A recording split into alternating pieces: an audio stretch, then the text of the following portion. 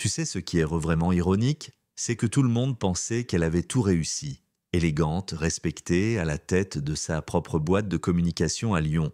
Aurore Valmont était la femme que toutes les autres enviaient et que beaucoup redoutaient. Mais ce qu'ils ne voyaient pas, c'est l'homme assis à côté d'elle à chaque gala, chaque soirée mondaine, toujours discret, toujours souriant. Malik Diarra, son mari, son ombre et sa cible préférée. De l'extérieur, leur couple avait l'air solide.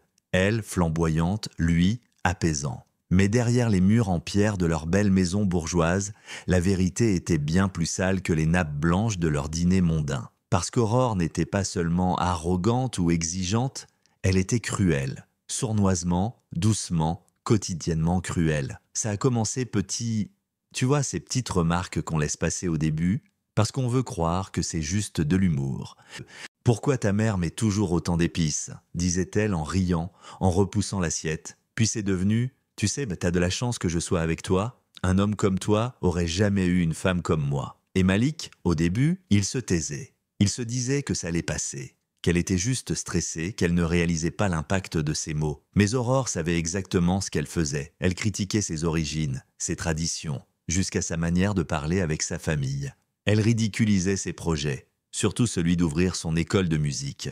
Tu crois vraiment qu'un homme comme toi, bien avec ton passé, peut gérer une entreprise? Reste tranquille, mon chéri, moi je m'occupe des vraies choses. Et le plus triste, c'est que Malik y croyait. Il croyait qu'elle avait peut-être raison, jusqu'au soir où elle est allée trop loin. C'était un dîner chez eux, une dizaine d'amis, du vin, des rires. Et lui qui avait passé la journée à préparer un mafé, un plat que sa grand-mère lui avait appris à cuisiner quand il était enfant à Dakar. Il voulait partager un morceau de son histoire, de sa mémoire. Et là, en pleine table, Aurore balance « Franchement, Malik, tu trouves pas que ça pue? On dirait de la bouffe pour chien. » Et tout le monde a ri, nerveusement, croyant que c'était une blague. Lui, il a baissé les yeux. Il a souri, comme toujours. Mais quelque chose s'est cassé ce soir-là. Une fissure qui allait devenir une rupture. Quelques semaines plus tard, après une autre remarque de trop, il a simplement posé sa fourchette et dit « Je ne peux plus, je ne suis plus là. » Tu ne me vois pas, tu ne me respectes pas, et je refuse de continuer comme ça. Elle l'a regardé comme s'il parlait une langue étrangère, avant de rire et lui dire qu'il était pathétique. Il a pris ses affaires, non, il est sorti, et il n'est jamais revenu. Le lendemain, Malik a déposé une demande de divorce. Et là, t'aurais cru que le monde s'écroulait pour Aurore. Pas parce qu'elle l'aimait, non, parce qu'il osait la quitter. Elle, la femme parfaite. Elle a dégainé son arme favorite, le contrôle. Elle a embauché un avocat impitoyable, menacé de demander la garde exclusive des enfants, prétendu que Malik était instable, absent, irresponsable. Mais Malik, cette fois, il n'était pas seul. Il a rencontré Maître Bénédicte Lemoine, une avocate douce mais redoutable, ancienne médiatrice familiale qui lui a dit une chose simple. On ne se bat pas contre la boue en lançant de la boue. On se tient droit, on raconte les faits et on les laisse parler d'eux-mêmes. Le jour de l'audience, la salle était pleine. Aurore, impeccable, maquillage parfait, tailleur sur mesure, lançait des regards hautains à tout le monde. Malik, en costume sobre, gardait la tête basse, les mains jointes. Mais dans ses yeux, on lisait autre chose, une sorte de calme qu'on voit chez quelqu'un qui n'a plus peur de perdre. Aurore a commencé avec son discours dramatique. Malik était instable, absent, pas impliqué, culturellement déconnecté des enfants. Elle a évoqué son manque d'ambition, sa victimisation permanente. Et puis, le moment est venu pour Malik de parler. Il s'est levé, lentement. Il a marché jusqu'à la barre, chaque pas chargé de souvenirs qu'il traînait comme des chaînes. Il a regardé la juge droit dans les yeux, puis a dit « Je ne suis pas un homme parfait, mais je suis un père. Et pendant des années, j'ai accepté qu'on me fasse croire que je valais moins. Moins qu'elle, moins que ses amis, moins que ce que mes enfants méritaient. Et j'ai eu tort, j'aurais dû partir plus tôt. » La salle était silencieuse. On n'entendait que sa voix, légèrement tremblante, mais déterminée. Il a raconté les remarques humiliantes, les insultes voilées, les ricanements devant les enfants, les moqueries sur sa cuisine, sa langue, son héritage. Elle n'a jamais eu besoin de lever la main. Elle m'a effacé avec ses mots, chaque jour un peu plus.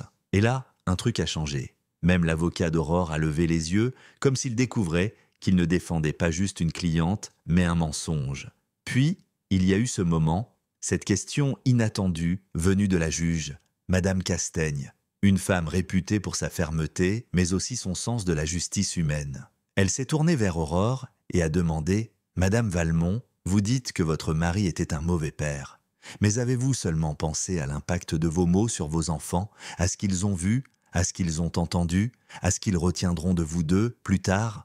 Aurore est restée sans voix. Pour la première fois, elle n'avait rien à répondre. Et la décision est tombée, garde partagée.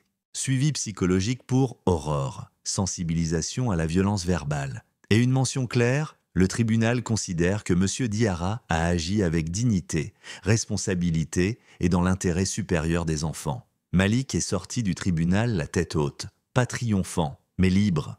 Quelques mois plus tard, il s'est installé dans un petit appartement avec vue sur le Rhône.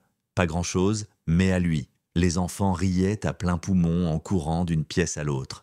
Et le soir, il leur jouait du piano. Un soir, il a reçu une lettre. Pas de nom, mais il reconnaissait l'écriture. Aurore. Elle disait qu'elle s'excusait, qu'elle changeait, qu'elle espérait qu'il puisse un jour lui pardonner. Il a rangé la lettre dans un tiroir sans la relire, parce qu'il avait compris une chose essentielle. Le pardon, ce n'est pas ouvrir la porte à nouveau, c'est la refermer sans haine. Et maintenant, il raconte son histoire à d'autres, à des hommes qui pensent que leur douleur n'a pas de nom, que leur souffrance est invisible. Il leur dit que la dignité, ça commence le jour où tu refuses d'être petit pour qu'un autre se sente grand. Alors maintenant, je te pose la question, est-ce que la justice a vraiment été rendue?